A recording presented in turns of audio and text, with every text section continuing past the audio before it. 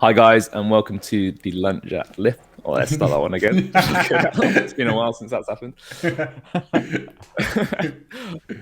If I say to them all.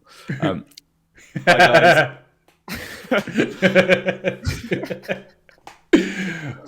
That's a subtle one. Hi guys, welcome to the Lunge and Lift podcast. Today we are joined by a very special guest, Mr. Liam Holmes of PH Nutrition, a good friend of the show. Welcome back, mate. How are you doing today? Yeah, very well, mate. Thanks for having me back. I think this is the hat trick, isn't it? I've been on 3 times now. This is, yeah. So if you haven't listened to the previous 2 episodes, guys, there's a couple of gems back there in the archives about fat loss and muscle gain nutrition. And today is an episode I've been looking forward to for a really long time. We've talked to Liam offline for a little while about doing this one. We're tackling some semi-controversial topics in the nutrition sphere, just trying to clear up some topics that I think get discussed from multiple different angles, and there's a lot of people pushing out air quotes facts about the way calories work specifically. And yeah, I think it's going to be a great episode, so listen up, get your notepad out if you're so inclined, and we'll kick off with the main topic of conversation for today. Is there's a phrase that's being perpetuated in the fitness and nutrition worlds of calorie fucking deficit. And I think the bugbear I have with it is that it presents a topic which is very nuanced and more complicated than people want it to be, of fat loss, and distills it down to just, you just need to be in a calorie deficit. It's simple. It should be easy. And it almost makes people feel a bit silly for not being able to lose weight. Mm-hmm. And I think anyone really in the know knows that there is a lot more to it. So let's just start with the really simple question, Liam, of calorie fucking deficit. Is it that simple? And if it's that simple, then why isn't eating nothing the fastest way to get lean? Yeah, I mean, that's very true, Ash, in terms of people putting it out there, and it's a massively gross oversimplification of a very complex topic, even though inherently it's true.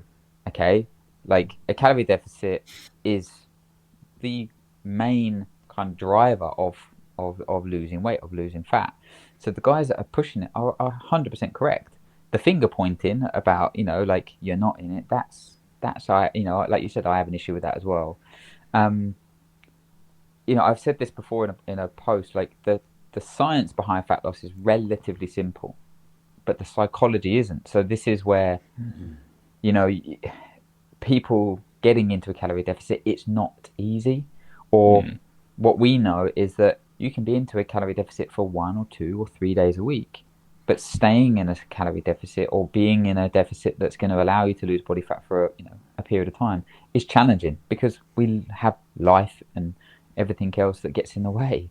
So, that's my main issue with it, is that to lose body fat, it needs to be something that you follow for more than Monday to Thursday. And I think that's where a lot of people go wrong with it.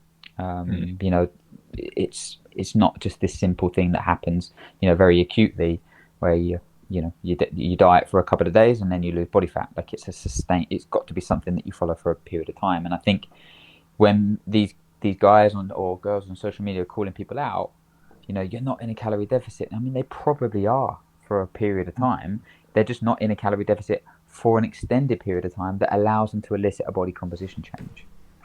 And I think that, for me, is my main thing that I think people need to be aware of. So when they're saying you're not in a calorie deficit, just over that period of time. So that's the kind of, number one thing. And look, we're going to go into some tips about how to kind of manage this time, being dieting over a period of time, and kind of, I'll definitely go into my philosophy on how we set plans up. But look, fat loss is a jigsaw. Okay. So there's loads of different pieces. Now, calorie deficit is a big old piece. It's probably the biggest piece of the puzzle.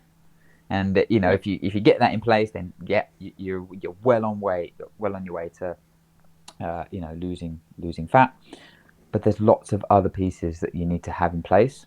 And obviously, what we say is the more pieces that you have in place, the faster your progress is going to be, or the better your progress is going to be.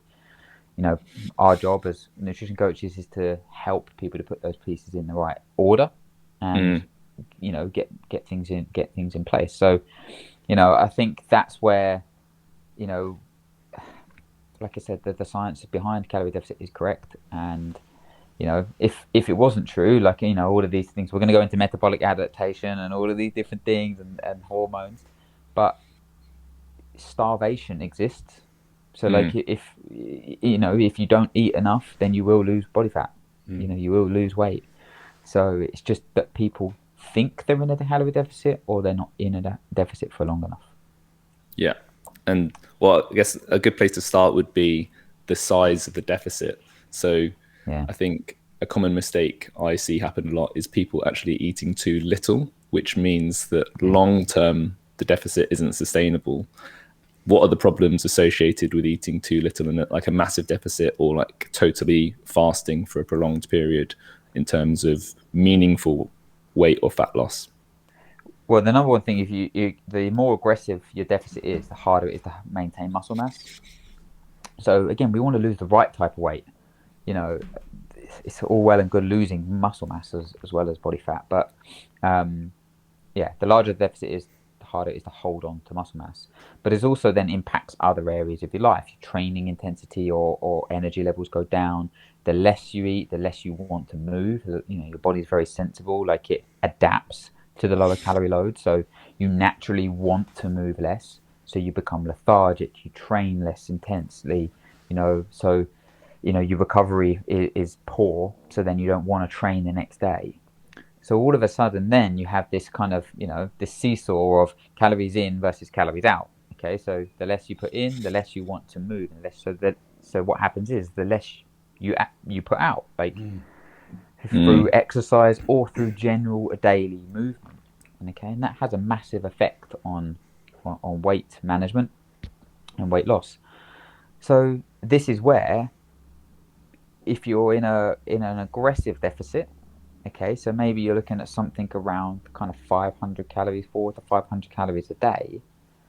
That's, if you're in that deficit, you have less opportunity to include healthier foods, like, things that are going to help to nourish your body. You have less ability to include protein to hold on to muscle mass, less ability to have carbohydrates and fats for energy and recovery and hormones and everything like this. So your body has to adapt. Okay, so this is where metabolic adaptation comes in. So the more aggressive that you are, the body has to down-regulate its metabolism effectively. Now, metabolism is a dynamic thing. It fluctuates. Okay, so it's not just like you're born and you get your basal metabolic rate, and then that's it for the rest of your life. It fluctuates, and it probably fluctuates on a weekly, daily basis, depending on what you've done. So, it becomes this kind of balancing act of how aggressive do you want to be. So that comes down to the length or the time frame that you want to lose weight in. Okay. So how we set things up is to be like, if you've got a very short amount of time, then yes, you can be more aggressive. But the more aggressive you are, the shorter time frame it should be. So, say you want to make weight for a lifting comp. Cool, you can do it for a short amount of time. But what you should be trying to do is get this kind of finer balance of a smaller deficit for a longer period of time, which is going to allow you to be, have more energy, train better, nourish your body more, hold on to more muscle mass. So, it's more enjoyable, the process as well, because you're getting to eat more food. And then have very short periods of time when you focus on body composition or being a little bit more aggressive. It's just a tiny bit unsustainable to do it, for a longer period of time. So what happens then is, if you're in an aggressive deficit for a long period of time, like I say, your body adapts. So then you get this thing, like I say, called a set point. So you have a set point, a metabolic set point, and this again is very dynamic. It's fluid depending on what you're doing. But as you diet for a longer period of time, your metabolism, your set point gets lower. Okay, so this then, the original deficit that you're in, maybe say that's 300 calories, all of a sudden as your set point goes down, you're not in a deficit of 300 calories. So then what happens is that people think, oh, I haven't lost weight, I hit a plateau, then I have to diet even more. And you get into this vicious cycle of just having to see, I've cut my calories again, I'm still not losing weight. It's a very, so then you can see the nuances. There's a very complex thing in terms of losing body weight and how the metabolism adapts to this. Yeah. So and the next thing is that the lighter that you are, the smaller you are. If your calories are going down towards your basal metabolic rate might be 1,300, 1,400 calories, or even lower. If you're light, if you're 55, 60 kilos, which some women are, even some men are, are a little bit lighter, all of a sudden you have to get into a deficit. You've got to be very, very low calories, but also the buffer of being not in a deficit and being in a deficit becomes very small. Okay, so you might have to eat only 100 calories, and then you're not in a deficit. And this is where we see so many issues with people that are quite light or quite lean already, and they really struggle to kind of lose that last bit of weight, or struggle to kind of lose weight because there's really not much give in terms of their calories. I think as one of the points I really took out from the start was just where you said obviously about the puzzle and the big piece at the start, and I think this is where a lot of people would benefit from just trying to find that consistency and trying to be in a form of deficit and understanding, getting a good place to start, and then trying to be consistent. Because as you said, it's all well and good being good Monday to Thursday, but then you've got those other 3 days, and just everything progressive overload is, and compounding, it needs to be consistent to happen over time. And then when you start to stumble upon all these different things, you can then look into these nuances of the hormones and stuff. I remember when I very first got coached by yourself, and we mentioned it in the last episode or the one before that, and I was eating way too little and doing all the output, doing all the CrossFit. My hormones were out of whack. Everything was just in the toilet, and getting the blood work done, it was just a bad place to be. And it was just because I was just not eating enough, and now my output was too high. And then my training would actually then drop. The intensity would then have to come down. Even though I'm still training 5-6 times a week, I'm trying to push the intensity up, but I can never reach that bit because my body's just you're not going there. And I think that's where taking the big picture, I had, before I come to you, I had the calorie deficit part because I wanted to lose weight. But then I needed to start knowing about all the other more detailed parts that we're going to get into now to help me sustain my training, to still keep progressing, because the first part was done, but then it was all going wrong after that. Yeah. I think one of the key points and there you're right. Go on, Liam. No, go on, mate. No, go on, mate. I was just going to say, I think the thing I find most important here is that point around the basal metabolic rate and the fact that it is affected by how much you eat. So if you eat less, you burn less. And equally, if you eat more, you burn more. So this explains also why some people, when they're trying to put on muscle, they'll eat more, but they actually don't put any more weight on because they're burning more and they're actually more energetic. So the surplus, that's air quote surplus, doesn't actually exist because they're burning more, because they're eating more. And I think a lot of people simplify it in their head of at this amount of calories, I'm in a deficit. But that's only true at one point in time because your metabolism reacts and responds to that number of calories in both directions. So it isn't that simple of this is my basal metabolic rate always and at all times with all training outputs. It's just at this point in time what I'm currently doing, and it will adapt over time. So Ash, you're absolutely right, mate. It works both ways with the surplus, and people increase their intake, and then the output increases from a general day-to-day movement, but also their training intensity. So they're burning more calories in there, which then like you say, because their output's gone up, they're actually probably at maintenance, or which you may have seen other people talk about is I eat more and I lose weight. Yeah. You've maybe heard this. So this Yeah. is exactly the same principle behind, well, I eat more. Even that might even be in 150 calories, right? 120 calories. Then their output in training goes, better if they time it right. And then they move more. So they then walk maybe an extra 5 or 8,000 steps. They potentially then sleep better because they're not so hungry in the evenings or whatever. And then all of these factors are at play. Whereas actually then, even though they think they're eating more, they're actually in a deficit because all of these other factors in terms of an output have increased. So when you hear people say, "Oh, I eat more to lose weight," there's potentially these other factors at play, and you need to kind of understand the mechanisms of why this can sometimes occur. It doesn't happen to everybody, but why sometimes that can occur. So is this why it would be important, especially if you have got a goal like this, whether it's fat loss or muscle gain, to be tracking your calories so you understand what's going on? Or is that not a necessity? Because in that perspective, the saying obviously about if you're eating more and losing weight, how, like as you said, you might not actually be eating more. You might be thick because you're satiated more and stuff like that. You think you're eating more, and as you say, you get to the evening, you're not now snacking, whereas you was before. So then you might be actually not eating as much. So is tracking then essential, or? Yeah, before we go into tracking, you made a good point there, Rob, because when you eat more, it can be eat more volume, or it can be eating more calories. So when we get people to eat more, they could be eating more, vegetables, more kind of voluminous carbohydrates. So they could be eating more potatoes and, instead of rice or bread, which on the plate looks like they're eating more. So you need to understand that sometimes a bigger volume doesn't always equate to more calories. But that's where understanding caloric amounts in foods and how much you're eating is a really, really important skill to cultivate.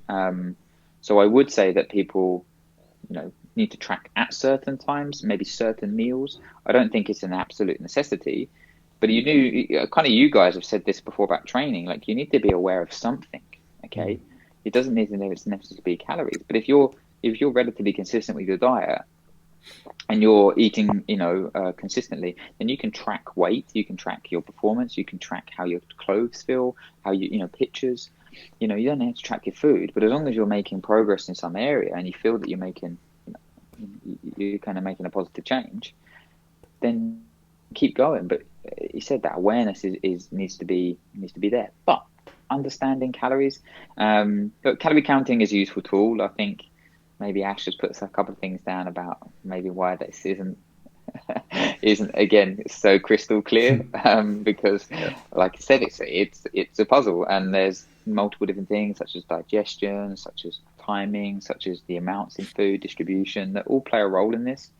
But yeah, I definitely think having an awareness of how much you're eating and how this affects your body, that'll be a good thing to do. Great. Well, can we dig into a few of those things? I guess that it's not as simple as how many calories you actually ingest, because that's one thing that affects how many you burn and the net effect of whether you're in a surplus or deficit.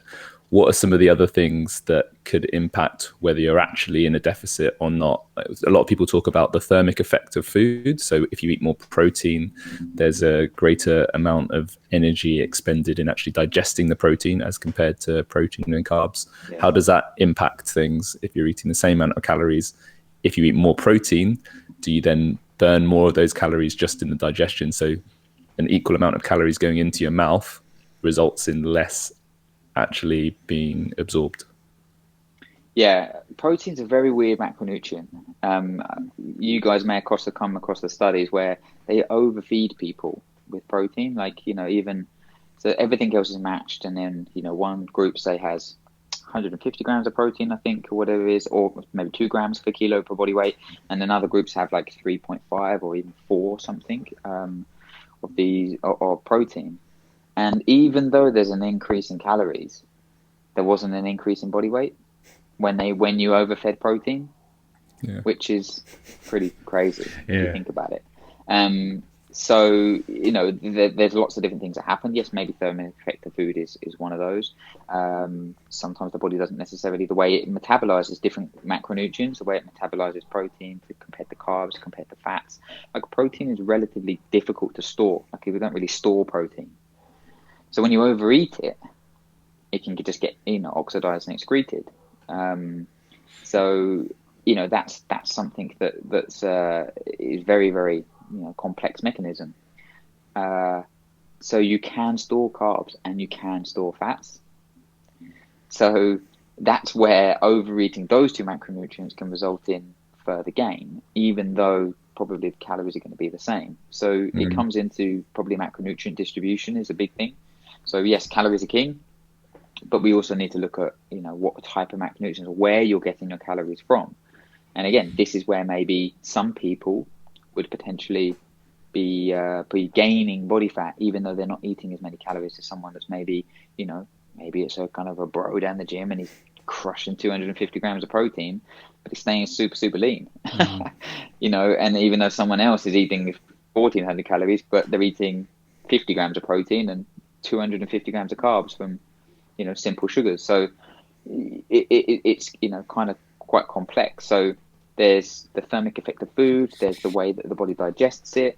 So, you know, the way that you eat the meals, we have a kind of system of training meals and anytime meals, because eating solely carbohydrates or eating very high carbohydrates and high fat meals, again, been shown to kind of, you know, be very kind of well, negative for body composition, because the body can store this. It's very easy to overeat these. So, you know, these are the kind of strategies that people need to put into place to get into a calorie deficit. You need to include protein. You need to include fiber. You need to include these kind of maybe more mixed meals, which then really help you to manage your food intake. And kind of going back to the original question is, that's my issue with it. You can't just point the finger and say you're not in a calorie deficit. You need to provide a strategy. You need to provide a practical tips of actually why people are not in the calorie deficit, because it's a very complex thing and challenging thing to do. I think it's so cool how you can eat more calories, but depending on the macro breakdown, you're actually in a deficit, and vice versa. If you're eating bad macros, but you're in what would appear to be a deficit, you actually end up not being in a deficit. And one of the things I like to think about for this is on an absorption point of view. What you're saying about protein, I think, illustrates it really nicely, that effectively your shit has calorie content. So it's not that 100% of the calories that go in your mouth end up being digested and absorbed. So even though 2,500 calories might pass your lips, some of those are coming out in your poo. So depending on how many of them actually stick to your insides will impact whether you're in a deficit or not. The whole digestion, you know, thing in terms of absorption is again a super complex area. You know, sometimes, you know, I think maybe people have heard of, like, if you eat nuts, you don't always absorb 100% of the fats. You know, so again, you're like, well, what's the point in counting calories then if I don't know how much I'm actually absorbing? And if you've got a really poor digestive system, you know, for whatever reason, like you say, you might be excreting more of these calories. Whereas if you've got a very efficient digestive system, then you're going to be absorbing and digesting and assimilating a lot more of these calories. So, you know, are you being punished for having a very good digestive system if you're trying to lose weight? Like, it's really complex. And this is where, as you say, like, you know, when you excrete, you will be excreting calories. Now, people have heard of, like, the way that you prepare food can sometimes affect the digestion of it. So if you cook it and steam it a little bit more or whatever, then you help it, you know, obviously you're breaking down some of the compounds so that they're ready to, you know, more easily digested. Same as, like, maybe smoothies. If you're breaking down things into a pre-digested state, is that easier for your body to absorb those calories? I don't know. You know, all of these things like anti-nutrients, and, you know, if you've got, like, pulses and stuff like this, that, maybe haven't been soaked as much or cooked or prepared in a certain way, do these leach onto certain nutrients or they don't get digested, or it's a really complex thing. Yeah. So you're absolutely right, mate. Like, it's not as easy as, that's why kind of, Rob, I said about calorie counting is a very useful tool, but it's got to be aligned with you being aware of how it's changing your body. Yeah. Okay. So, any kind of calorie calculator or any kind of like nutrition plan is a starting point. And from that starting point, you need to make adjustments and you need to be aware of your progress and how this calorie and macronutrient, amounts are affecting your body. Because as much as it's based on science and research, all of the calculations, they're a guesstimate, they're a starting point, and it's fluid and it's dynamic and it changes. We're adaptable so creatures. You need to 100%, and the body's very sensible. It's always constantly trying to be in, a state of homeostasis. So it will always try its hardest to kind of balance things out. We're pulling it in every direction, aren't we? Like with training and life and stuff. But kind of going back to the digestion thing, it's very complex and we don't really understand it. The research on all of this is literally every single week there's new stuff coming out, and we know so little about it. And it's again, that's where, there's not really an answer because we don't know the exact mechanisms. The answer is being aware of your progress, putting something in, making small changes, and that stupid nutrition term of finding what works for you comes into play. Just before we move away from like the absorption stuff, because it's so true.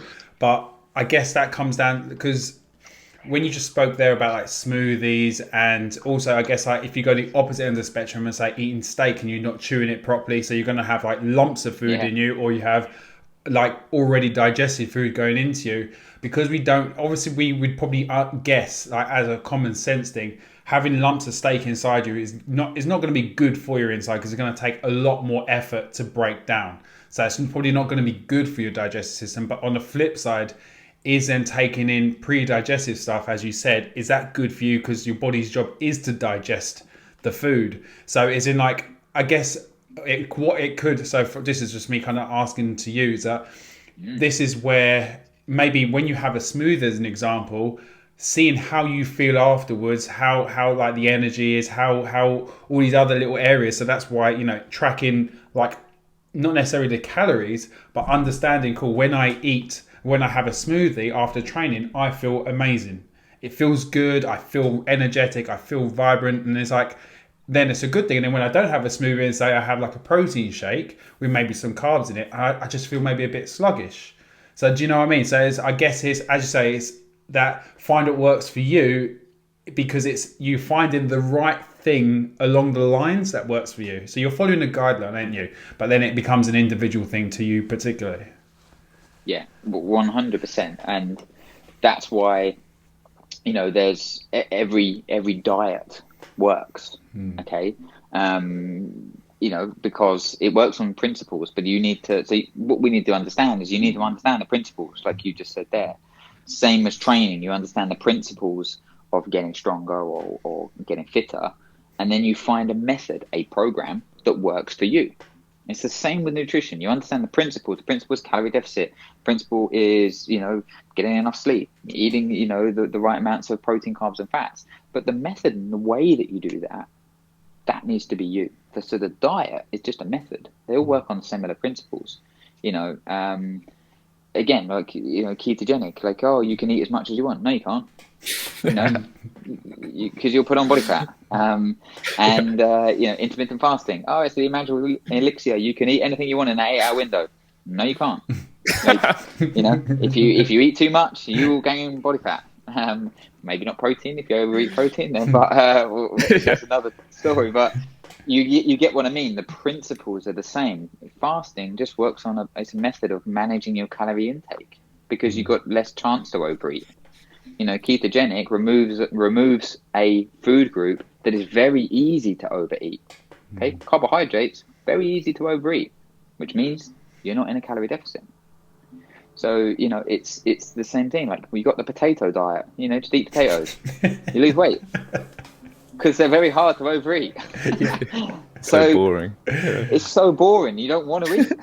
Yeah. So what happens is you're in a deficit and you lose weight, even though it's solely carbohydrates mainly. You know, so the principles are the same, guys, and that's what I want. That's what we try to do. We try to educate people on these, and then find a method that works. Now, what people need to understand is that you don't need to constantly follow one method. You know, it's something that you can, you know, try to build a bit of a toolbox, you know, or that you can use. So for me, I would fast when I go on holiday most of the time, because I'm like, oh, I kind of like to eat more in the evenings. You know, I can't even remember what going on holiday feels like, but you know, back in the day. But you can manage that, because I know that, you know, that's a strategy, that's a tool I can use. But, you know, the principle for me is managing my calorie intake. And, you know, I don't use it all the time. If I'm going to train in the morning, it's not a tool I'm going to pull out the toolbox. You know, so if people can understand that it's not something that's set in stone, that's how they can manage. That's how they can manage being in a calorie fucking deficit, because you need to pull out on the, you know, the different tools at the right times. Yeah. So it's the same. That's what I really, really want, I think, people to understand. But it takes time. It takes a bit of effort to kind of do this. But, you know, nothing worth having was ever achieved without effort. So get to work. Yeah, love it.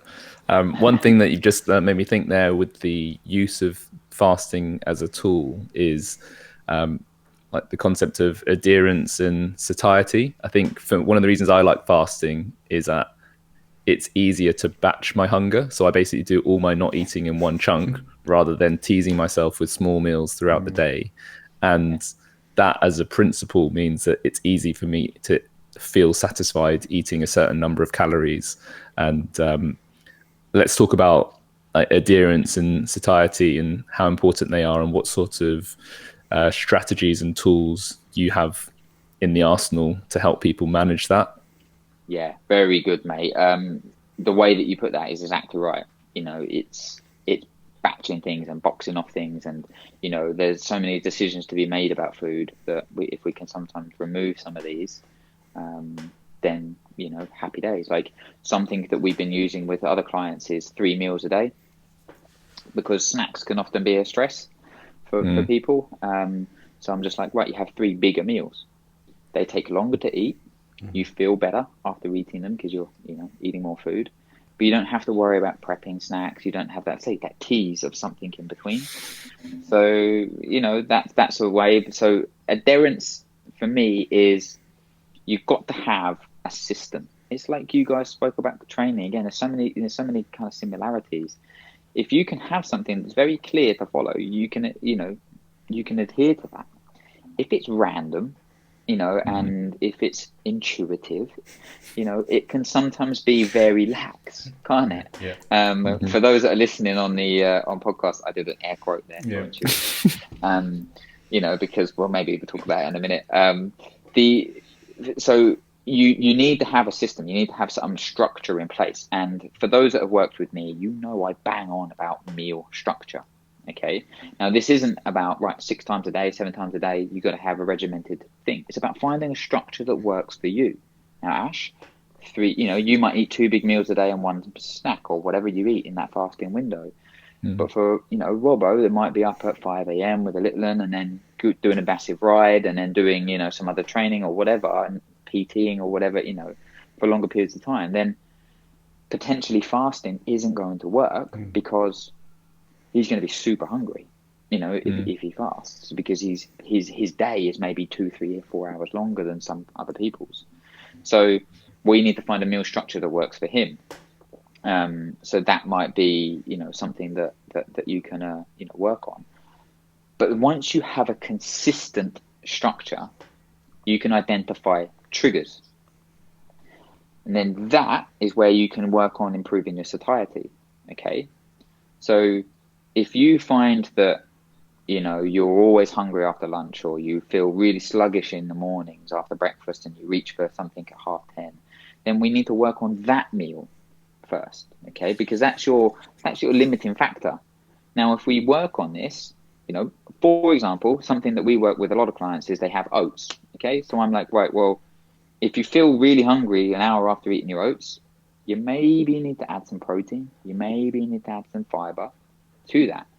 Now, one trick I use is to add flaxseed to your oats. It's got protein, it's got fiber, zinc, magnesium, loathing. You add that, and we see it all the time. People go, do you know what? I didn't even feel hungry till lunch. And like, this is a very, anecdotal thing. Like, we see this a lot though, because you've now identified that trigger. So that's improves your satiety, which then helps your adherence to that diet, because you're not then reaching for an extra snack. You're not potentially putting yourself into a calorie surplus by snacking on something that's 200 calories at 10:30 in the morning. So you've got to look for the biggest thing for me. You've got to be that consistency, which will then help with identifying your triggers, which then helps adherence and satiety. So, we use 3 meals a day, we use 4 meals a day, we use 5 meals a day, we use 4 meals plus 3 snacks, 2 snacks. It's about finding that. But once you kind of follow something, you've got to be consistent with it for more than Monday to Thursday, and see how you get on with it. And that's how you, for me, remove the stress of nutrition. Yeah. If you can have this something that you just kind of go like, this is what I do. This is what I do on a Monday to Thursday. This is my strategy for Fridays and Saturdays, and this is what I'm going to do on Sundays, or whatever that is. If you have this toolbox that you can go on, and this structure, that helps you to stay on plan. It's like planning your training week. People don't wake up in the morning and go, I wonder when I'm going to train today. I don't know. I might train at 11 o'clock, but maybe you plan your week out, don't you? You book into classes and you follow it. Yeah. It's the same thing with nutrition. So yeah, if you can do that, that's my biggest tip. You touched on triggers there, and it's funny because it's something that I really found myself as well. Is I've after like some of our talks and stuff before, I've kind of gone with the structure of 3 big meals a day and a post-workout smoothie. And the post-workout smoothie will be varying in size on how intense the session was. And I'm not measuring it out. I'm just saying, right, I'm going to have more oats in there. I'm going to have an extra banana. I'm going to add more to it if I'm feeling really hungry. So taking that simplicity really helped me kind of like get a bit more of a grip on food. But the trigger side of thing, I think I started to feel a lot more hungry and stuff like that when I was just bored. So if I wasn't training in the morning and I wasn't doing anything around the house, and I'd say I was just like looking after Chloe or something like that, she's keeping me entertained, but then my mind wanders and I think about food. I'm like, so then at say 10:30, I'm thinking I could eat now and stuff like that. Whereas I know lunch is at say 12. So it's just, the trigger isn't necessarily always in that food side of things. Sometimes it is your state. And that you find, like when I was doing some painting in the shed the other day, and I didn't eat for a good couple of hours, and I didn't even think about it, and I wasn't hungry because I was so distracted. So I think it's so good those triggers are so important, because when you then get hungry, you do need to ask yourself, is it hunger or is it boredom? Yeah, 100%, mate. Like, I think me and Ash, we spoke about this before, haven't we? Environment and being around a certain environment, how this triggers, like say, Robbo, food choices. I was ripping up floorboards this week, and like say, I didn't eat for 7 hours, which is mad for me. But you're just in it, and that can be, I'm not saying that's a good thing at all, but I'm just saying that like it's environment. Okay, that's a big thing. But when I'm talking about triggers, I'm not necessarily always talking about food choices. It could be, like you say, an environment that you're in, work, home, gym, social. Have you got food choices around you, kind of thing that you need to identify these triggers. So is it, you always go into the same coffee shop, boom, they always kind of have something that you want to, a cinnamon bun or whatever, and you always have that. So you need to change that so you don't expose yourself to it, so you're not having to use willpower to fight against it. So yeah, it's a big thing. Like, quickly before we kind of move on, the way that we set diets up for calorie deficit and losing body fat is, there was a research study called the Matador study, and we talked about metabolic adaptation earlier. a lot of times people go, well, what's the end point for my diet? Like, they have a goal to lose 2, 3, 4 kilos or whatever. But what this study did was break it into little diet breaks where people ate at maintenance every 2 weeks. So they dieted, ate at maintenance for a week, dieted, ate at maintenance for a week, instead of just following a calorie deficit for 6 weeks straight. And actually what they found is that they not only lost more fat, they lost less body muscle mass. So even though they were eating, a slightly more calories across the 6 weeks, they lost more weight. Which you're like, well, they ate more calories. Like, well, surely they're in a less of a calorie deficit, so why didn't they lose more weight? Again, it's a very complex thing. But for me, it works on adherence. So they were allowed to, they followed their diet more, strictly the rest of the time. But it increased their output. So it brought things such as hormones up. It brought, thyroid hormones, metabolic rate. The output probably increased. The training increased. So they created a bigger stimulus. So, you got to think of these things as well for keeping an adherence longer term. It's very easy to stay, on plan for 10 days or whatever. But, the longer term thing, you need to put in these strategies. So that's what we work on. We work on 6 week blocks, 6 week cycles to be able to kind of, give you a bit of a start point, end point, but then also break it up. That's awesome. I love it. It's just another perfect example of more calories entering the mouth doesn't mean the deficit is worse. And like at the end of the day, if you've lost a certain amount of weight, that means your body has a certain amount less energy within it. So there has to have been a deficit over time, but it's so much more than just calories in. And like, it's so hard to calculate all these things, but having an awareness of what the variables are that affect that calorie balance equation gives you a greater level of understanding than just basically constantly eating less.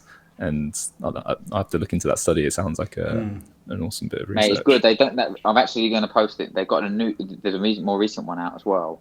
They've done a very similar thing. But this is like 2017, 2016. But we kind of based, most of the way that I kind of set plans up on it. We've had incredible results with it. So it's just called the Matador study. You can, Google it.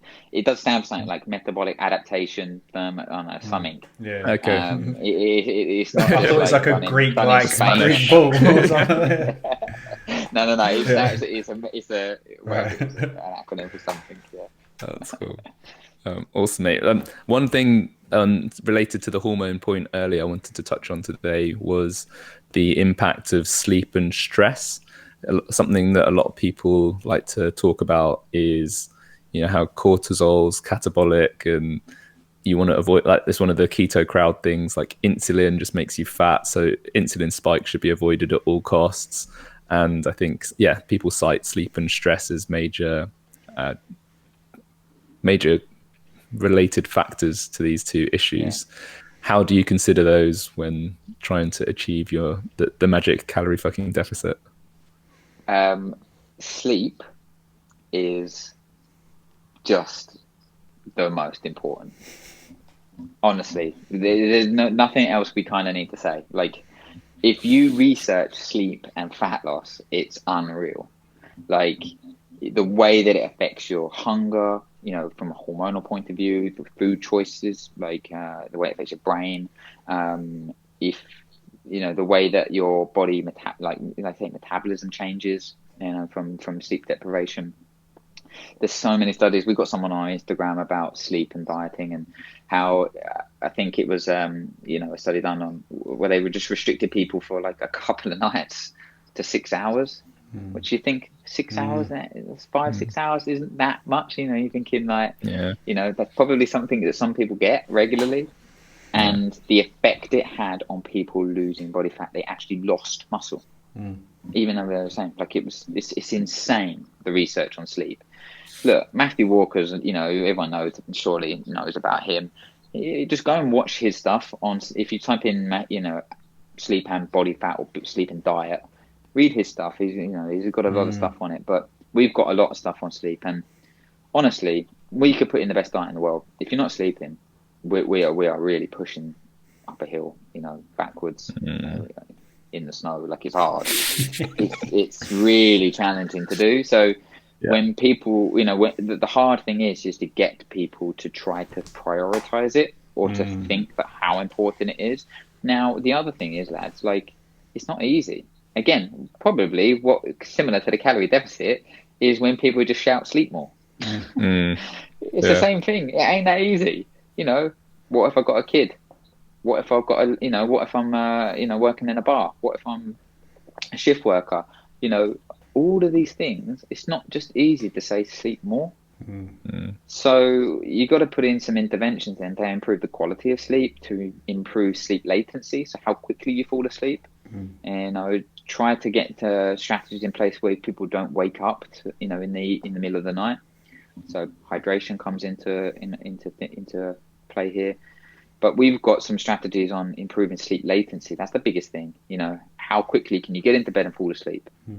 Like my one is I read my Kindle, and my missus laughs at me because it takes me about 6 months to read a book, because I reckon I can get 1.5 pages on my Kindle and I'm gone. Couple of yawns. I've dropped it. 3 yawn rule. 3 yawns, 3 yawn rule. But if you can find a method, a strategy to be able to do that, if you've got kids or shift workers or whatever, then you can improve that. You're not laying there for an hour. There's an extra 45 minutes sleep, 50 minutes sleep.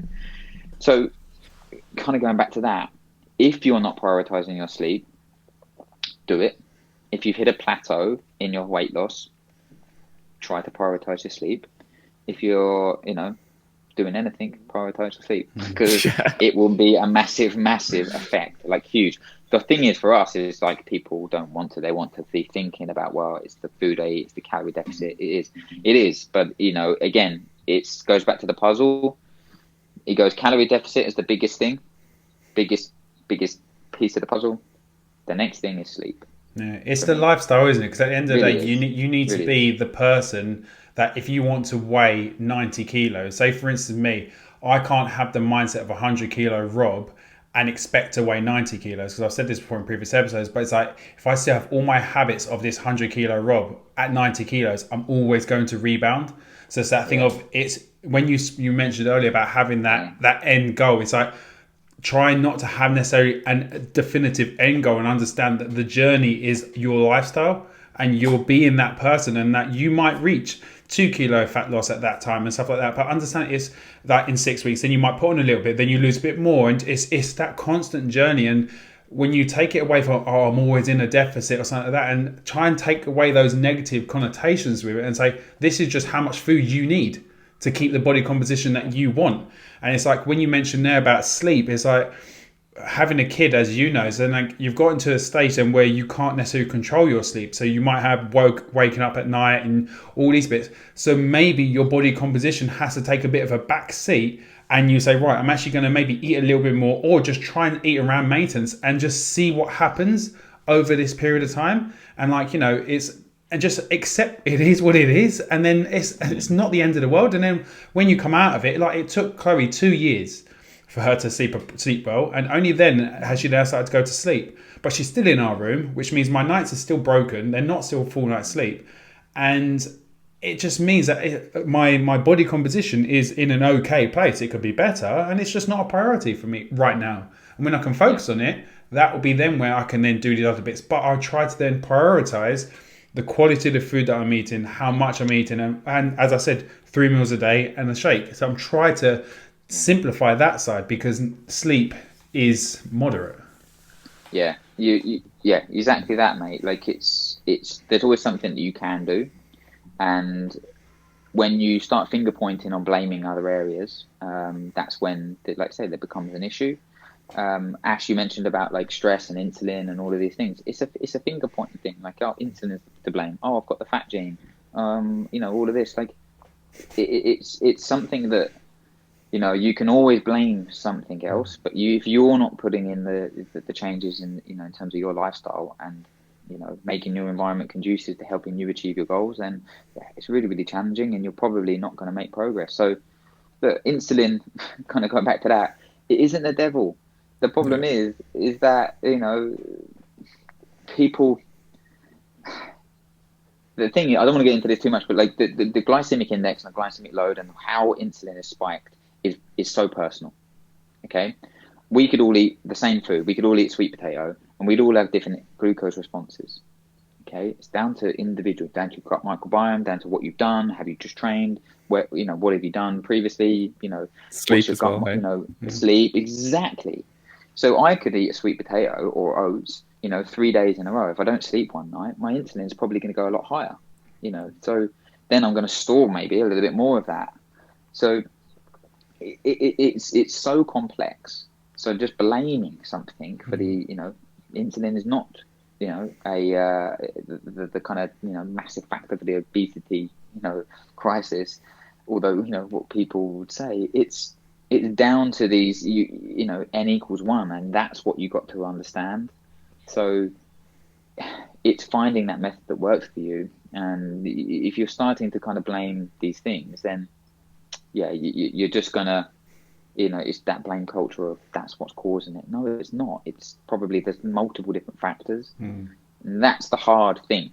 Again, we're kind of going back to like it's a gross oversimplification of nutrition. Like insulin isn't the reason. It might be a contributing factor, but it's probably a very small contributing factor to why you're putting on weight.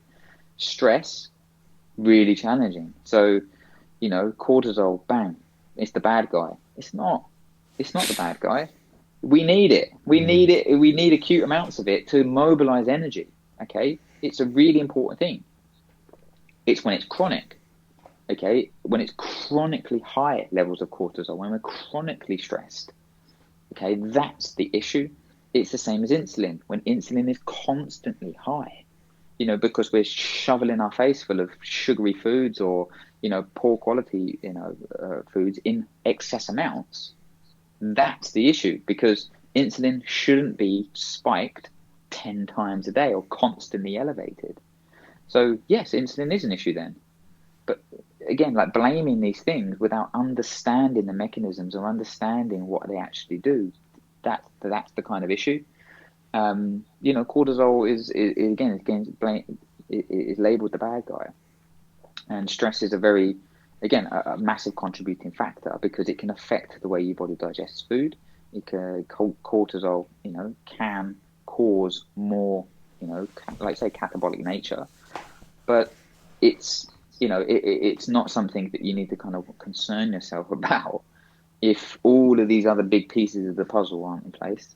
Now, when you potentially have got all of these in place, then we might have to look into these little smaller pieces of the puzzle. But until you got the big ones done, don't worry about it. Probably the biggest thing to lower cortisol is eating a little bit more and sleeping more. Yeah. So, don't worry about getting, all of these hormone testing and worrying about taking this supplement to lower cortisol or do whatever. You probably just need to sleep a little bit more. People just want something to blame, not themselves. Yeah. They want to make sure they can say, this is the problem and it's not me. I'm doing everything. It's like, no. I just say, you get the consistency of the main part done. Everything else will probably sort itself out. Yeah. I don't like finger pointing. But I did call one of my newsletters. I was like, "Is the problem you?" And I was a little bit like, "Oh, should I say this?" It's good. And but sometimes it is the problem. You are the problem. Like you can self-sabotage. You get in your own way. Yeah, exactly. Or sometimes you don't realize the problem is you. You don't realize the problem is your environment or your food choices or what you're doing or and. It's a really, again, the psychology of it is a huge element. So, one on the topic of oversimplifications, if it fits your macros, I think it was probably more in vogue a few years ago than it is right now. But I like to get your thoughts on it because bundling all protein together as the same thing, bundling all carbs together as the same thing, and bundling all fats together as the same thing, gets my goat. Is that the saying? Yeah. What's going on there, mate? If it fits your macros, I don't like it. I find the better quality food that you eat, the better your progress and the more enjoyable it is. even though if it fits your macros, kind of people would say, well, I get to eat ice cream cookies in the evening, and that's much more enjoyable than eating, my salmon and broccoli or whatever. I just think that it's, for me, it's an unsustainable way for a diet to follow. Okay. Mm-hmm. Now, the principle of being, in your calories, that's great. But for me, the method of doing it by eating really nutrient void foods, even though they're in the right amounts, is unsustainable. We eat food, we don't eat numbers. So if it fits your macros, for me, it's eating numbers. Well, it's 40 grams, 30 grams, and this. It doesn't matter what's on the plate. It's, well, I've eaten that, and that's cool. I'll be happy days. Well, are you getting variety? Are you getting, a balance of different things? Then, are you varying the sources of protein, carbs, fats, veggies, whatever? I just find that, people that I don't see, I don't know anybody really that kind of, because we don't really, employ this strategy. But I'd like to see them do it for like 6 months. And just see how their digestion is, see how their energy levels, their sleep, their training, their recovery. I just don't think that they could do it if it's that extreme. Now, obviously, if it fits your macros, there's not the extreme. You can kind of follow it by still eating good quality foods. Then I'm okay with that. Then that kind of calorie balance, because it kind of helps you with your awareness. But when you see these people undereat through the day, just so they have 1,000 calories in the evening, and they crush a tub of Ben and Jerry's and go, if it fits your macros, bollocks to all of you lot that are eating your meals.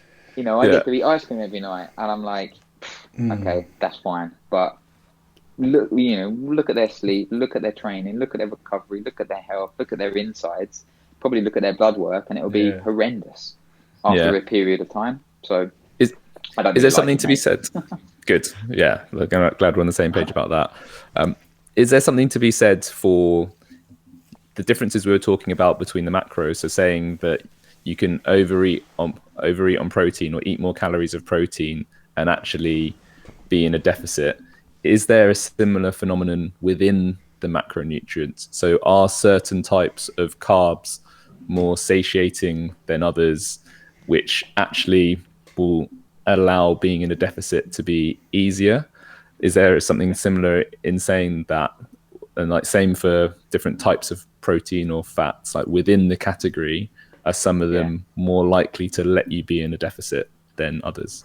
So just on that one, you can't overeat protein and it automatically equals being in deficit, just for the listeners there. Again, go back and listen to that bit. There's a bit of nuance behind it. In macronutrient variations, I don't know if there's kind of a change in terms of if you overate chicken compared to overeating protein powder. I don't know if there would be a change in terms of whether you store that or whether you gain more muscle, gain more weight, gain more fat, lose more weight, whatever. In terms of satiety and carbohydrates, then yes, there are certain types of carbohydrates so a tiny bit more satiating, because they include more fiber, maybe more kind of some of them have a little bit more protein, a little bit more kind of fats, oats have a little bit of protein, oats have a little bit of fat. So if you're consuming these as opposed to just purely white rice, that would be maybe a tiny bit more you'd feel a little bit more fuller.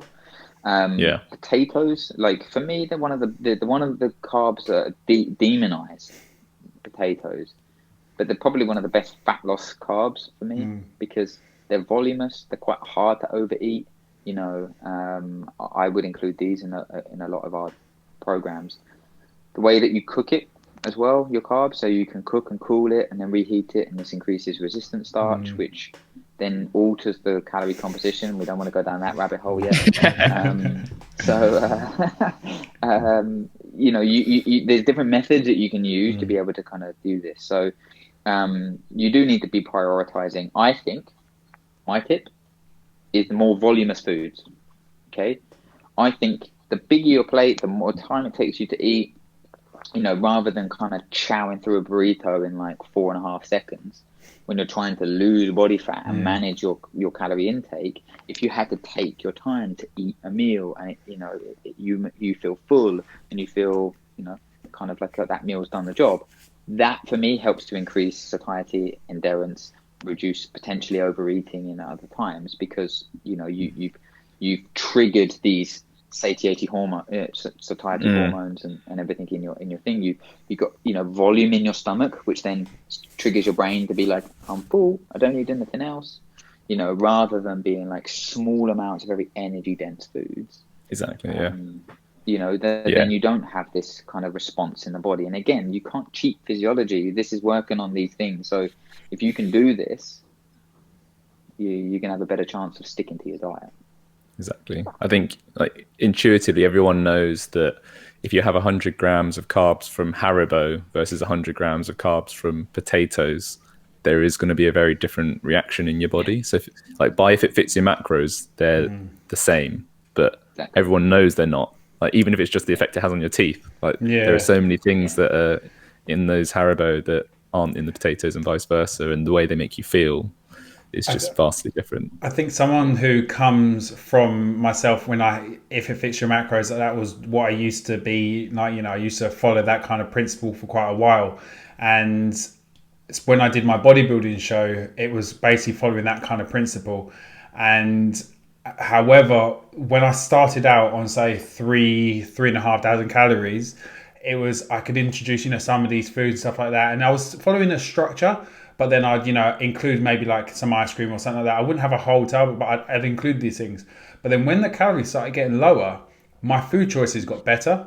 And because then I was just like, I don't want to spend, say, 500 calories that I used to say I had on carbs. So I'm now putting that into potatoes, because when you're dieting, the last thing you want to do is, even if they're the same in air quotes, the Haribo and potato, even though we're saying they're not, but it's 100 grams of carbs, say, I much prefer to have that in potato when you're dieting, because you're just going to feel fuller, feel better, you're going to feel more energized. Because eating 100 grams of carbs of Haribo, for someone like myself, it's a couple of mouthfuls, like gone, and you're like, have I eaten? And that's thinking. But you eat 100 grams of potatoes or 100 grams of carbs of potatoes, you're going to know you're eating potatoes and you're eating them for a while, but you'll feel fuller. And that's the thing. It's like, I think it become bastardized when it was just shove ice cream, shove all these poor quality foods into you. And then it was like, it always comes back to the thing of like, you shouldn't be doing that.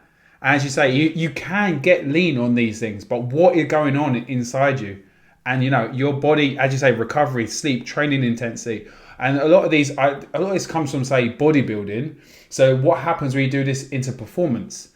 Do you perform the same way? And this is then where at the start of CrossFit with me, where I was still in an if it fits your macro style mindset until I started talking with Liam, is like, it just wouldn't work the same. So I'd still try and eat like that, but I was never then able to perform at the best intensity that I could. But then when I started to, bring proper food in and stuff like that, because again, I was young and it was quite fresh back then and stuff like that. So I was like, yeah, I'm going to do it. But it doesn't it doesn't give you any benefit later on. And as soon as you don't include those nutrients, you just feel better for it. And you should be eating that. You shouldn't be eating Haribo and not potatoes.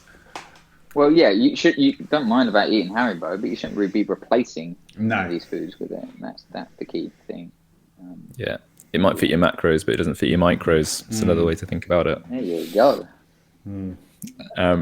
All right, mate. I think we've done a very good job of calorie fucking deficit there. What would you summarize the key takeaways to be in your own words?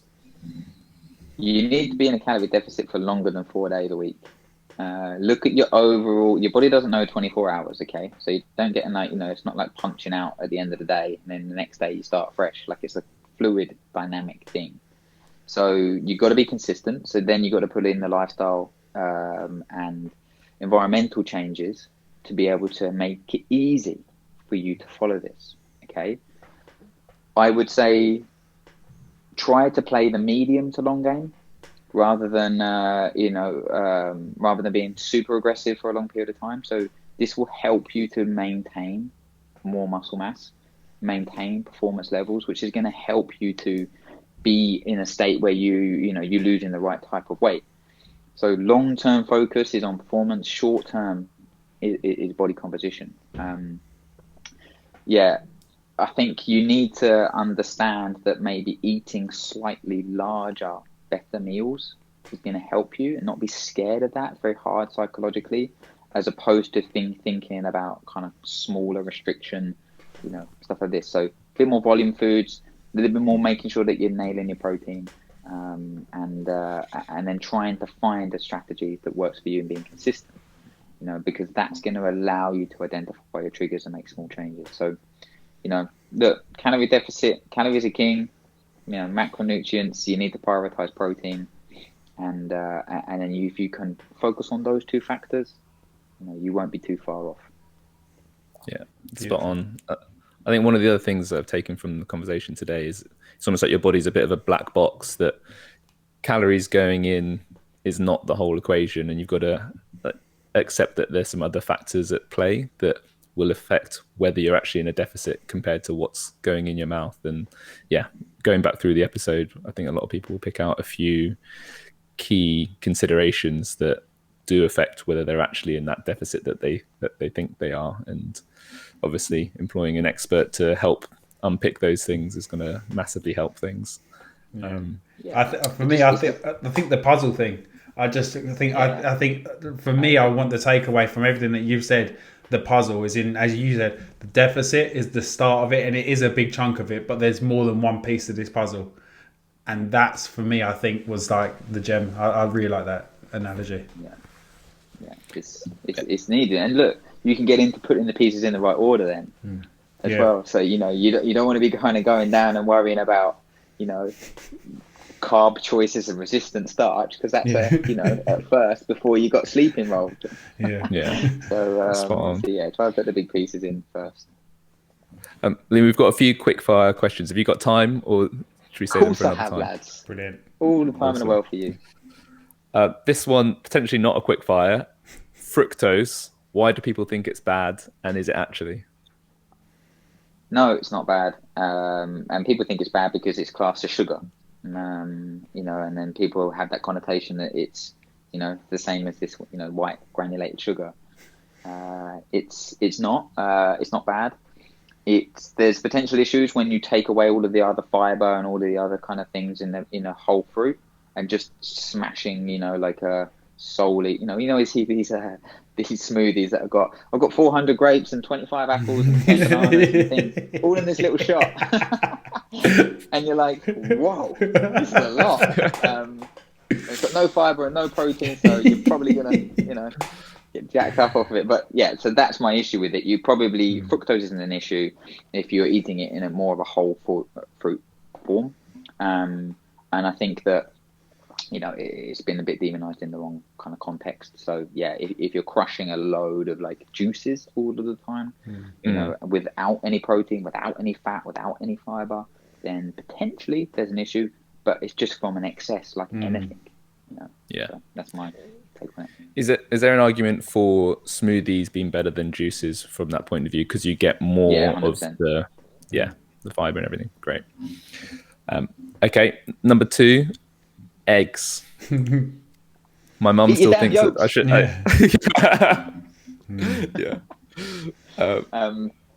Go on. Sorry. My mum still thinks that they're bad for you, and she doesn't actually. But for a long time, she would give me grief about how many eggs I would eat. Are they actually bad for you, and how many a day is too many? They're not bad for you. I think they've been kind of classed as bad because of cholesterol, and they contain cholesterol. And what raises and lowers cholesterol is very complex. It's not solely down to eating cholesterol-containing foods. So, how many to eat?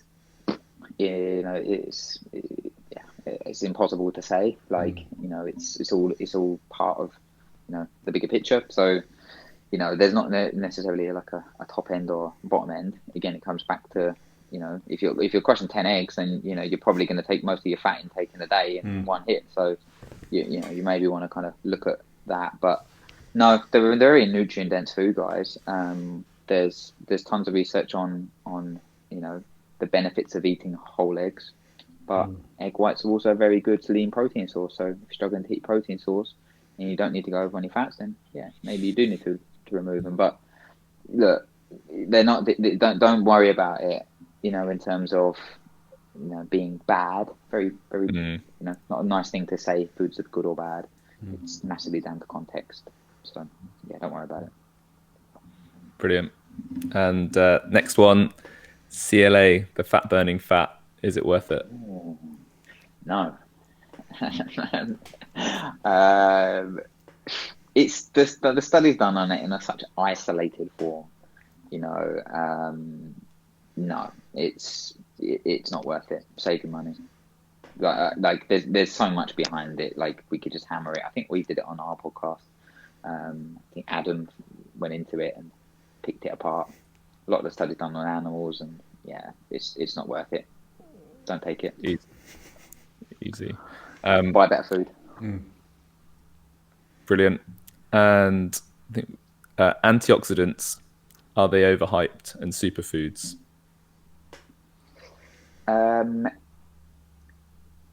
What's classed as a superfood does annoy me, because I'm like, mushrooms are a superfood, and broccoli is a superfood, and eggs are a superfood.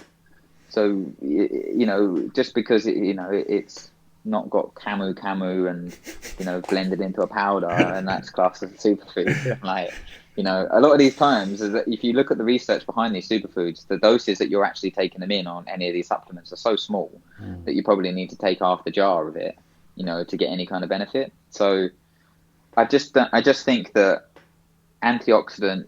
superfoods, I think there's a lot of kind of, really good research behind them. Yes, they are super, and they are very nutrient dense for the amounts that you get.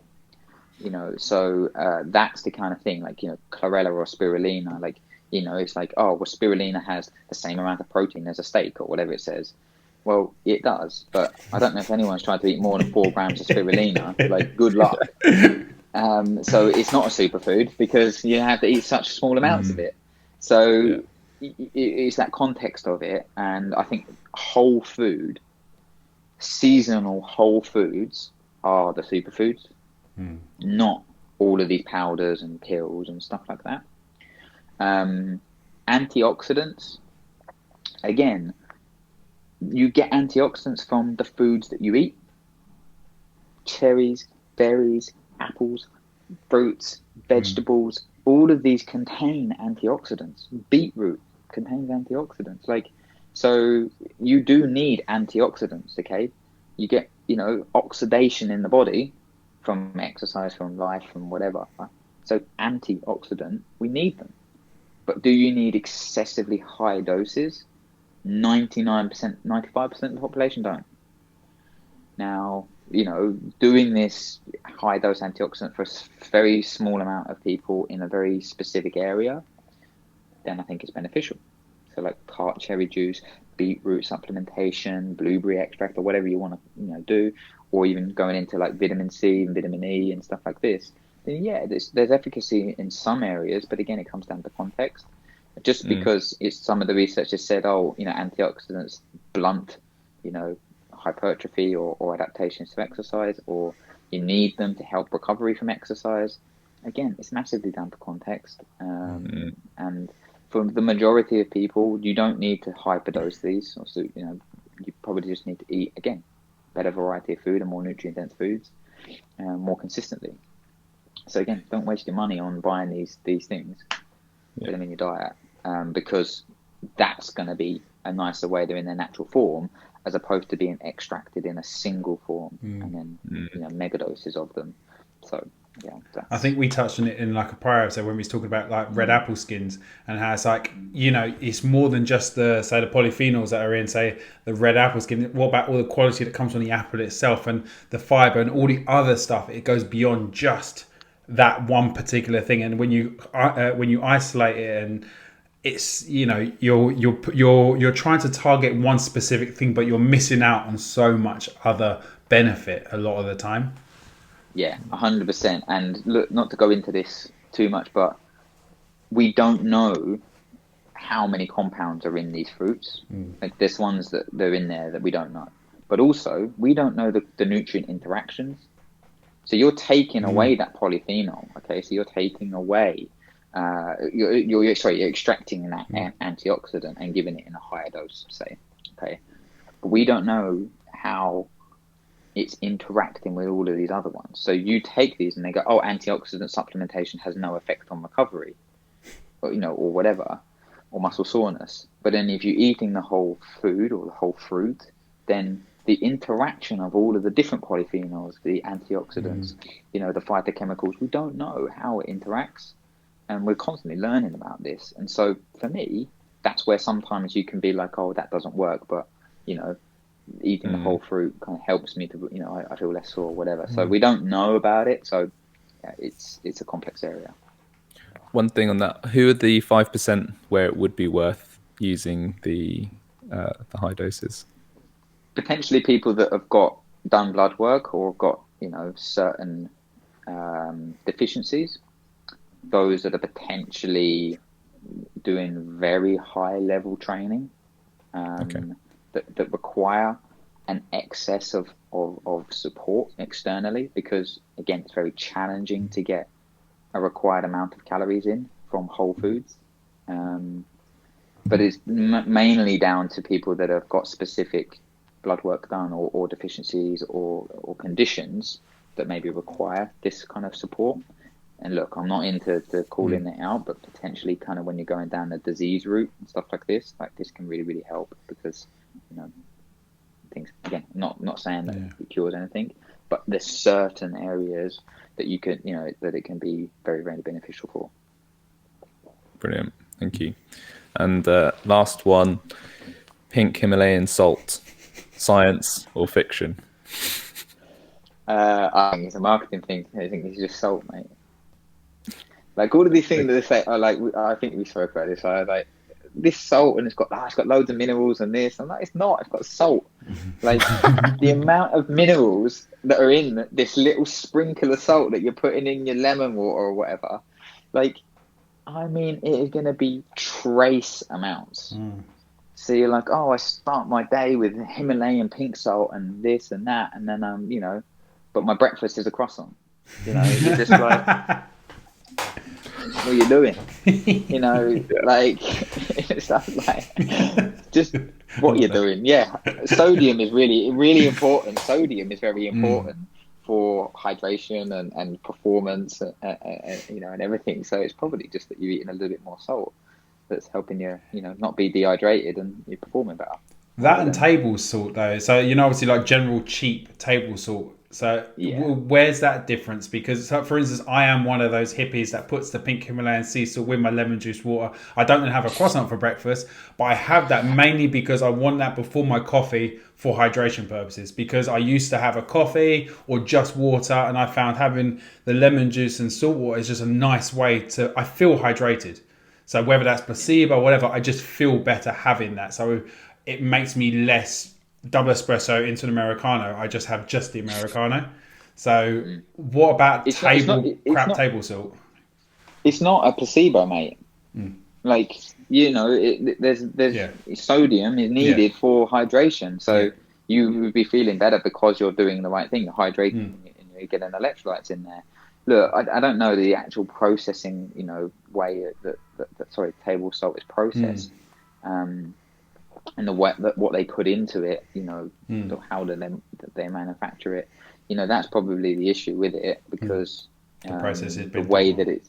Yeah, I mean, I don't really know the answer to that, if I'm honest, mate.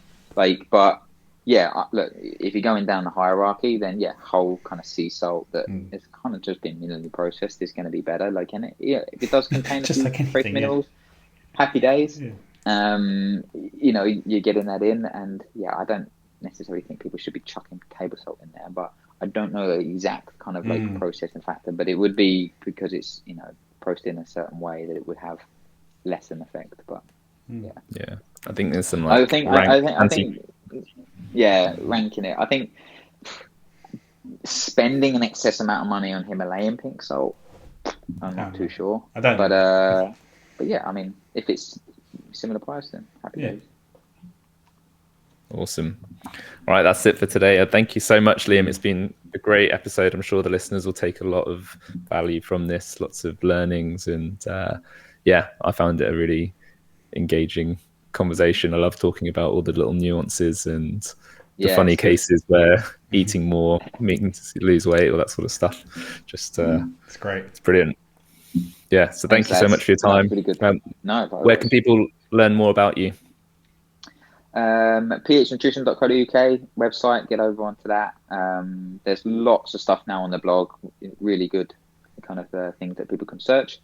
But our main source of education is Instagram. So ph_nutrition. Yeah, pop over there.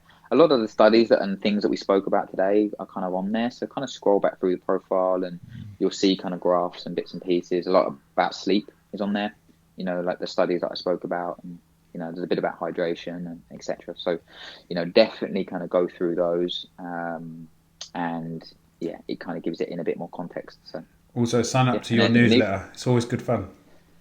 Yeah. Wednesday newsletter where you're, we try and drop a few kind of knowledge bombs and point people in the right direction and tell a few stories, which is always good. It's brilliant. All right. Thank you very much. Just before we go, as always, we really appreciate any feedback and 5-star reviews on Apple Podcasts. Share it with a friend if it's been useful for you think they'd like it. And as always, a shout out to our sponsor, wit-fitness.com. Use discount code LL15 to get 15% off your first order.